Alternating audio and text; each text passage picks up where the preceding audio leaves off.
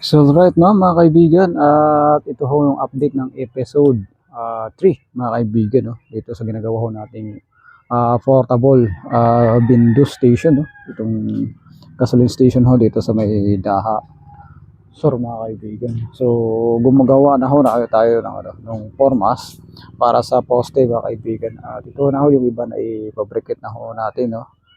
Yan.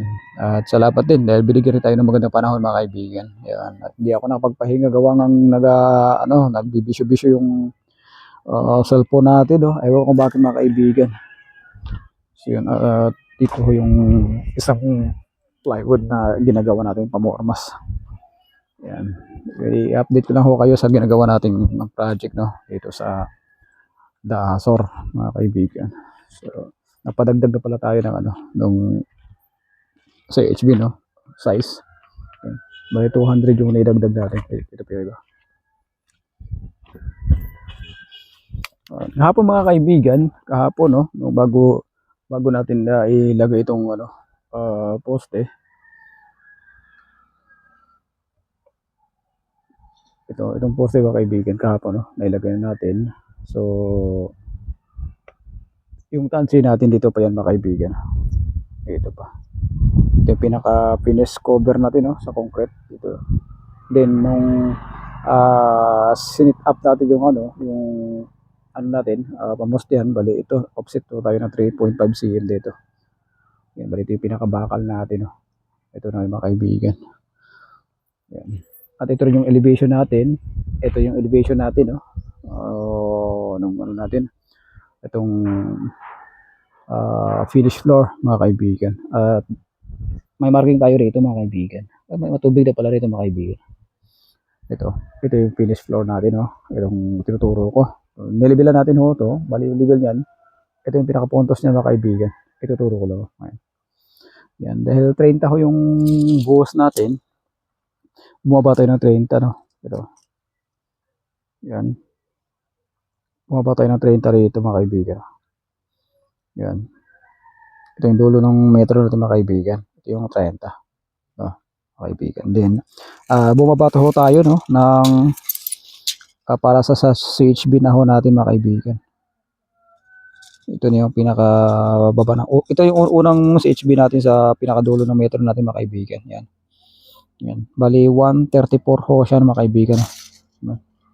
Yan. 134. Yan. Mga kaibigan. Yan. 134 ho yan mga kaibigan. Yan. Bali 1, 2, 3. Siguro mga mga 7 patong to mga kaibigan. Bali ito, magmumula rito mga kaibigan sa may pinakapuntos natin na to na tinuturo ng kamay ko. Bali libilado ho to mga kaibigan. Dito kami naghahalo mga kaibigan. Yan, libilado to, no. Ito yung level niyan. Kakapos yung levelos natin kaya ako ginawang patawid-tawid na para ito yung ginamit nating levelos mga kaibigan. Yan. At dito rin kami naghukay para sa pagkukuha ng tubig dahil mababaw yung tubig dito mga kaibigan, no? Dito na kaya malalim yung tubig dyan. Ito pumasok na dito yung iba. Yan. At ito yung level niyan mga kaibigan. Ito na, ituturo ko lang. Ito. Yan. Ito yung levelasyon mga kaibigan. So ganun din, no? Sa pagano natin dito. Sa paghulog natin ng pamusti natin. So naka-offset ho tayo dito. Bali ito na mga kaibigan, offset niyan. Ito na, ito yung sa bakal. Para pag ano na to, pag CHB tayo, ibabalik naman ho natin to dito sa may original. Yan, kaya dito na yung CHB niyan mga kaibigan. So yan. Ganun pa, same process. Ito yung unang natin, unang CHB, ito yung pangalawa.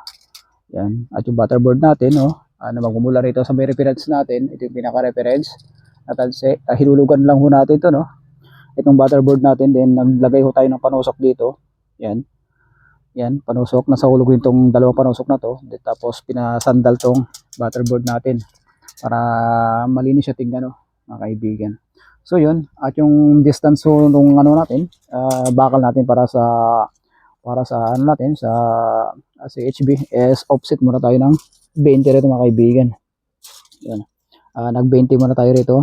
Tapos may pinaka finish concrete na natin, buhos ng poste. Ito yung unang hollow blocks natin. Yun. Yan, 60-60 na ho yung distance ng ano natin. Yung bakal natin sa dowel, no.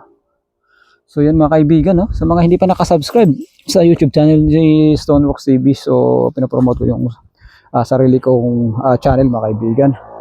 Ito yung mga balding ano natin ginagamit, no. Itong mga container na pinaghahati ko, tapos pinalagyan ko na lang ito ng bakal na 9mm, tapos pinabalot ko na sa ano natin, no, sa karpentero ng itong hose para hindi masakit sa kamay mga kaibigan, dahil pag matagal yung gawgawa natin at walang takip na hose yung ano natin hawakan, so mabilis ko tayo masugatan mga kaibigan. So yun, ito yung structure na ginagawa natin mga kaibigan, no. Maliit lang to siya mga kaibigan, no? 3x35 meters lang to by 8.11 mga kaibigan.